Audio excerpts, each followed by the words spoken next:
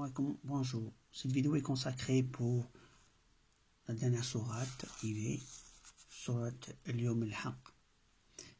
J'ai déjà en arabe, c'est pour faire la traduction dans le sens du texte. Avant de commencer, je vous montre, là c'est les noms d'Allah. Il y en a 99. Un des noms c'est Al-Haq, qui a beaucoup de choses à dire sur le mot, c'est la vérité. Et le mot traduit, puisqu'il y a le vrai, il y a le mot vrai, donc le vrai. Traduction de l'haq. Haq, il a dans le sens de la vérité et aussi un sens haqi qui veut dire qui est à moi, c'est ma part, à moi. Donc quand le dû d'Allah, c'est justement lui obéir parce que c'est un dû. On est obligé de lui obéir. Donc c'est un dû.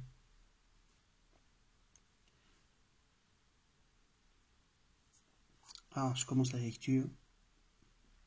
Sourate, le jour de la vérité. Au nom d'Allah, Ar-Rahman, Ar-Rahim, c'est les deux noms de Dieu. Je les donnerai dans l'autre sens. Pourquoi je les ai laissés sans les traduire, je les traduirai à la fin. Alors, au nom d'Allah, Ar-Rahman, Ar-Rahim, la vérité d'Allah arrive, mais dans la vérité dans le sens du. Est venue la vérité de la part de Dieu. Priez Allah pour sa clémence. Je vais donner vie à l'âme de la guidance, son nom est Ahmed. Messager de la part d'Allah, envoyé à vous. Je l'aime. De la part de la vérité, il a le droit d'entrer au paradis. Allah est le vrai. Nous sommes Dieu. Je vais insuffler son âme. Fin du texte. Ce que je vais dire, c'est sur certains points, le choix de la traduction. Je vais commencer ici, la troisième, c'est la deuxième ligne. La vérité d'Allah arrive. Mais dans la vérité, c'est un mot large, mais dans le sens de la phrase ici, c'est, quand on lit la suite, c'est il y a du bon, il y a un châtiment. Donc, une bénédiction parce que c'est l'assainissement, mais pour purifier la terre et les gens. Et le problème qui se pose, c'est que il nous demande de chercher son pardon, sa clémence. Ça veut dire qu'il y a, si la clémence, c'est qu'il y a quelque chose qui arrive. Voilà. Donc, il faut prier Dieu pour sa clémence, donc chercher son pardon. La vérité d'Allah, c'est dans le sens, on n'a pas obéi. Donc, on voit bien ce qui se passe. La vérité arrive et il montre le chemin en disant la bonne nouvelle, c'est que il va donner vie à l'âme de la guidance. Donc c'est l'arrivée de Ahmed.